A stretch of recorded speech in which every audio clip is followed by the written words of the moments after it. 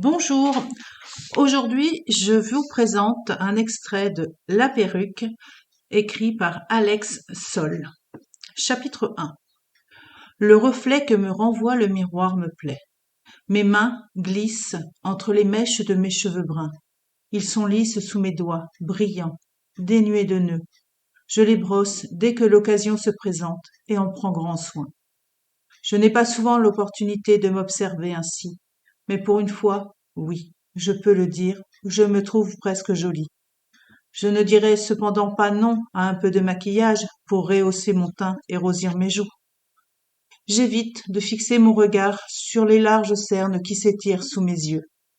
Pourtant je dors même beaucoup, mais il semblerait que mon corps n'en ait jamais assez. Je me tourne vers la robe posée sur le dossier de la chaise près de mon petit lit, sous le poster de plage. Le béton est froid contre mes pieds nus. Je saisis le vêtement et l'observe. Un petit trou se dessine sous l'aisselle.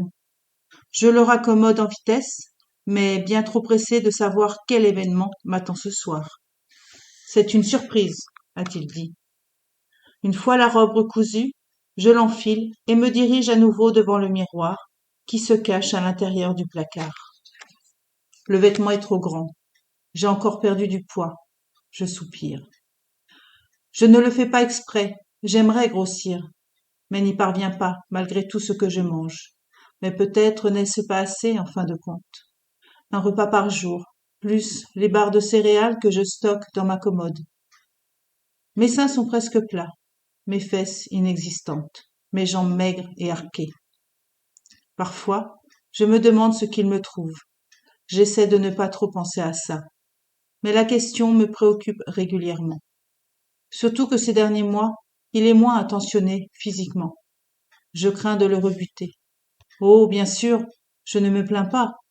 Je n'ai jamais vraiment apprécié faire ça, surtout comme il aime le faire.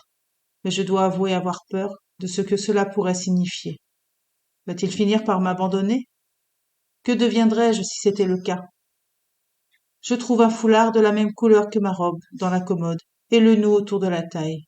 Je tire sur le tissu au-dessus pour créer du volume et ainsi masquer ma maigreur. Il n'y verra que du feu. J'enfile un gilet et me tiens prête. Il fait frais dans ma chambre, presque froid, comme toujours. Je me suis faite à cette température et à l'odeur. Elle me rappelle celle des églises. Dans la pièce, pas de fenêtre, mais de larges posters de plage où se dessinent cocotiers et sable fin qui me permettent de m'évader, le tout éclairé par 2 lampes de chevet. Une sur le bureau où je me plais parfois à dessiner, l'autre sur la commode. Leur lumière douce n'agresse pas mes yeux habitués à la pénombre. Dans un des tiroirs du bureau, je collectionne des objets que je trouve dans la maison. Parfois, il me donne de la colle et je crée des sculptures. Il les prend toujours avec lui quand je les ai terminées. Je ne sais pas ce qu'il en fait. Je ne les ai jamais trouvés dans la maison. Pourtant, j'ai cherché. Sur la table de chevet, près de mon lit, au drap parfaitement tiré, ma petite pile de livres, lus et relus maintes fois, semble sur le point de tomber en poussière. Plusieurs pages se détachent et se soulèvent au gré du souffle du déshumidificateur. Sans cette machine bruyante, les champignons auraient vite fait d'envahir les murs, comme ils l'ont déjà fait. Il m'a fallu alors 3 semaines de médicaments pour me débarrasser de mon infection pulmonaire. Quand j'y repense, une douleur embrase mes côtes. Je me suis brisé 2 d'entre elles à force de tousser. Je ne sais combien de temps il va me falloir encore attendre. Je m'assois donc sur le rebord du matelas, enfile mes ballerines noires, me relève pour fermer les portes du placard, retourne sur le lit et patiente sagement, les mains posées sur les cuisses. Parfois, je m'amuse à compter les secondes pour estimer le temps qui passe. D'autres fois encore, je dénombre les pierres qui composent les murs. 156. Je ne sais pas pourquoi, je ressens le besoin de les compter encore et encore. Ce n'est pas comme si leur nombre allait changer tout à coup. L'ennui et la solitude nous forcent à faire de drôles de choses. Des bruits de pas résonnent dans le couloir et je souris. Il a dit que c'était une surprise. Je suis si impatiente. C'est la première fois depuis que je suis avec lui qu'il me promet une telle chose. Les pas se rapprochent un peu plus. Mon cœur s'accélère et, tout à coup, l'angoisse me paralyse. Et si ce qu'il appelle une surprise n'en était pas vraiment une, ou en tout cas pour moi. Oh, il m'a déjà surprise plein de fois, mais je n'ai pas apprécié ces moments. Cela dit, il ne m'avait rien promis. Là, c'est différent, n'est-ce pas? Il ne me fait plus mal, comme avant. Il est plus patient, et moi, plus appliqué. Je sais ce qu'il aime, ce qu'il désire. Et même si je suis malade ou épuisée, je me force. J'ai appris que cela se passait toujours mieux ainsi, surtout lorsqu'il revient fatigué d'une longue journée de travail. Il s'arrête devant ma chambre. J'entrevois l'ombre de ses pieds dans le ray de lumière sous la porte. Je repousse mon angoisse, irréaliste. Il ne me fera pas de mal si je me comporte bien. Je le sais. Il m'aime. Et pose mon plus beau sourire sur mon visage. Avec les lèvres, pas les dents. Il ne les aime pas. Qui les aimerait? 2 d'entre elles sont tordues. Le déclic familier du premier verrou extérieur résonne. Puis le deuxième, le troisième, le quatrième. Et enfin, la porte s'ouvre sur lui, en grinçant. Chapitre 2. Ses yeux verts se posent sur moi. Une mèche de cheveux poivre et sel retombe sur son front marqué. Il est grand, bien plus grand que moi, et fort. Il me protège du monde extérieur. Sans lui, je ne suis rien. La vie hors de ces murs est dangereuse. Celle que j'étais avant, qu'il me trouve, s'en souvient. Les disputes incessantes, les fugues, les larmes, les nuits de marche sans fin pour échapper aux rôdeurs. Oui, sans lui, je n'aurais pas survécu à la rue. Je n'étais qu'une adolescente. Il m'a aidée à sortir de la drogue. Il m'a sauvée. Aujourd'hui, il porte ses vêtements des jours importants. Je m'apprête à le saluer avec entrain, heureuse de le voir, quand il me coupe dans mon élan. Pas celle-là, énonce-t-il en pointant ma tête. Pas un bonjour. Mon sourire ne fane pas, mais je sens les larmes me monter aux yeux. Il s'agit de ma préférée, il le sait. La blonde, courte, insiste-t-il. Tu sais bien que je ne l'aime pas, celle-ci. Je déglutis, me lève, me courbe devant lui en signe d'excuse et me dirige vers le placard. Je l'ouvre et observe les 3 autres perruques posées sur des têtes en polystyrène. Mon souffle vacille alors que je m'observe une dernière fois avec mes longs cheveux bruns et ma frange épaisse. Ma vraie couleur de cheveux, celle qui correspond à mes sourcils. Autrefois, il y a longtemps, j'avais la même coupe. Quand exactement? Je ne saurais le dire. Je suis adulte à présent. Il s'est passé tant de choses depuis notre rencontre. Dépêche-toi, Lise. Mes mains s'élèvent au-dessus de ma tête, mues par une énergie qui n'est pas la mienne, mais la sienne. Il commande au moindre de mes gestes, au moindre de mes mouvements. Je ne peux rien lui refuser. Sans lui, je ne suis rien. Je me défais donc de ma perruque préférée et la dispose sur son support avec beaucoup d'attention et de minutie. Je te laisse la voir parce que je sais que ça te fait plaisir, explique-t-il derrière moi. Mais ne me force pas à te l'enlever. Le crâne presque nu, à peine recouvert par quelques touffes de cheveux bruns qui repoussent de manière éparse, je me tourne vers lui, les yeux suppliants. Oh, pardon, je serai sage, je te le promets, ne me l'enlève pas. Ma voix frise la supplique enfantine. Il m'indique, d'un geste de main, la perruque blonde, et je m'exécute. Je la passe sur ma tête et l'ajuste. À l'intérieur de moi, je prends une grande dose de courage et pivote vers lui, prenant bien soin de faire tourner ma robe comme il l'aime. Je lui souris. « Comment me trouves-tu » lui demandai-je. Il s'approche de moi et se penche pour m'embrasser sur le front. « Tu es parfaite, Lise, absolument parfaite. » Il saisit ma main et je laisse ses doigts épais entourer les miens.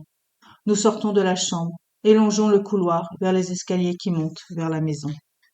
La température augmente de plus en plus et j'en viens à regretter d'avoir enfilé mon gilet. Je me suis habituée au froid et à présent, la moindre chaleur me fait transpirer. Enfin, nous arrivons au rez-de-chaussée. Il me laisse passer devant, toujours galant, et referme la porte de la cave à double tour derrière nous. En passant près des fenêtres calfeutrées par du journal et de l'isolant, je tente une nouvelle fois, par réflexe, de trouver un espace pour regarder au dehors. Rien, évidemment. Il prend grand soin de la maison. Étrange, pensai-je, les lumières ne sont pas toutes allumées. Il m'emmène jusqu'à la cuisine, et je cligne des yeux devant la luminosité. Il fait encore jour.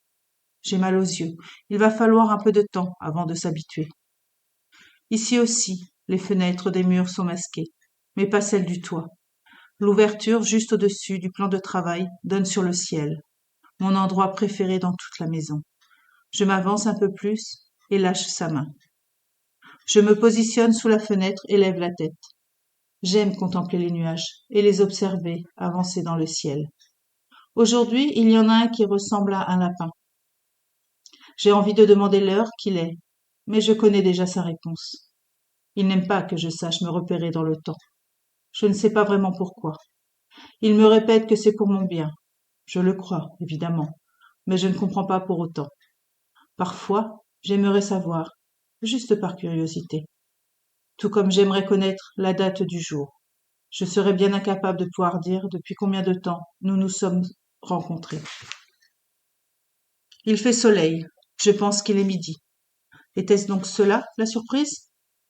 Nous ne sommes pas le jour du ménage, sinon il serait venu me chercher plus tôt.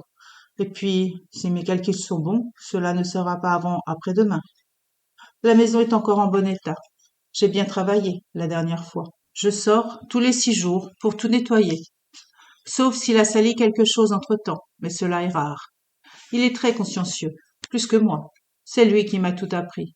Comment nettoyer, comment ranger, comment aller plus vite, comment être une bonne compagne. Pourquoi suis-je hors de ma chambre en journée? Et pourquoi n'est-il pas au travail? L'a-t-il perdu? Devrais-je m'inquiéter? Je me tourne vers lui et l'interroge du regard. Un rictus satisfait étire ses lèvres. Il enfonce ses mains dans les poches de son pantalon et se balance d'avant en arrière. Il ressemble à un enfant sur le point de révéler un secret. Il n'a pourtant rien d'un enfant. Nous avons fêté ses 50 ans. Je ne sais pas si c'était il y a longtemps ou non. J'ai envie de dire que oui. Depuis, il m'a rasé au moins 6 fois la tête. C'est là mon seul indicateur de temps. C'est un jour spécial aujourd'hui, Lise, tu le sais? Je secoue lentement la tête. Non? Quel jour sommes-nous? Un jour spécial pour tout le monde. Et si nous préparions un bon repas? On mangera dans le salon. Dans le salon? C'est donc une occasion très spéciale. Nous mangeons toujours dans la cuisine, ou bien de manière séparée. Lui dans la maison et moi dans ma chambre. Cela me ferait très plaisir de te cuisiner quelque chose de bon, affirmai-je. Que voudrais-tu que je prépare?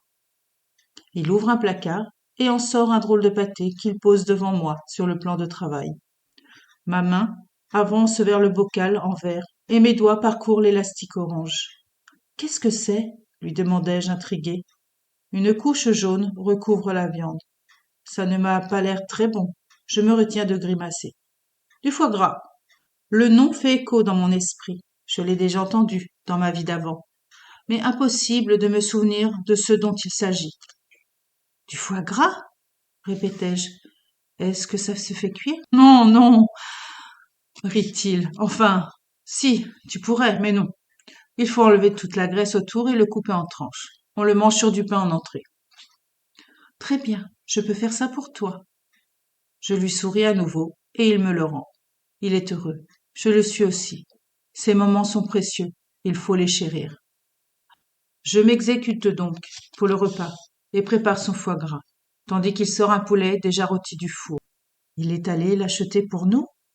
D'ordinaire, c'est à moi de tout faire afin de lui laisser l'opportunité de se reposer de sa journée.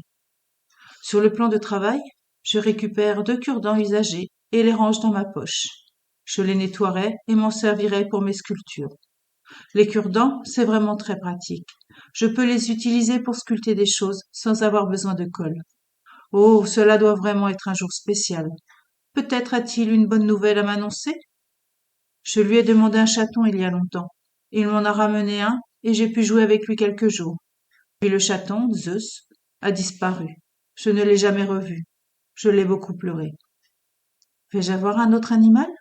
J'espère qu'il restera plus longtemps, si c'est le cas. Il y a de la bûche dans le congélateur, m'annonce-t-il en s'approchant du frigo à vin. Il déverrouille la serrure à code et sort une bouteille dont il admire l'étiquette pendant de longues secondes. Veux-tu que je sorte des vers spéciaux pour ça? Lui demandai-je. Il tourne la tête vers moi, le regard sévère. Ce n'est pas pour maintenant, mais pour ce soir. Je ne dîne pas ici. Voilà donc pourquoi il m'a fait sortir si tôt. Il voulait manger avec moi avant de partir ailleurs. Cela ne me dérange pas. Je n'ai pas souvent l'occasion de pouvoir sortir de ma chambre en journée. Où vas-tu? Son poing s'écrase sur le plan de travail. Je sursaute.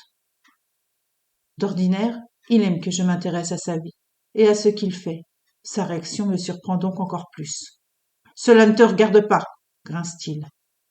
Mes yeux s'agrandissent sous le coup de la surprise et de la peur.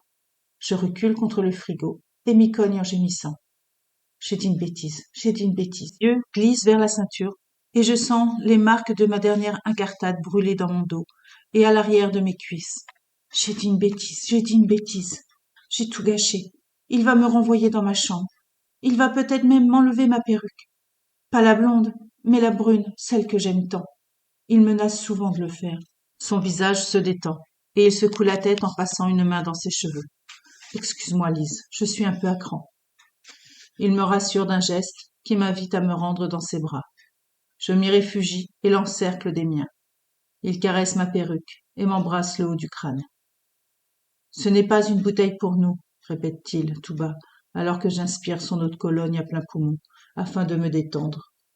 Je partirai après le repas et ne reviendrai que demain soir. Une journée entière sans lui? Cela n'arrive vraiment pas souvent. C'est donc pour cela que nous mangeons tôt. Il se détache de moi. Allez, préparons le repas. J'ai une surprise pour toi. Voilà, pour la suite, n'hésitez pas à vous procurer La Perruque de Alex Sol. Merci beaucoup et à bientôt.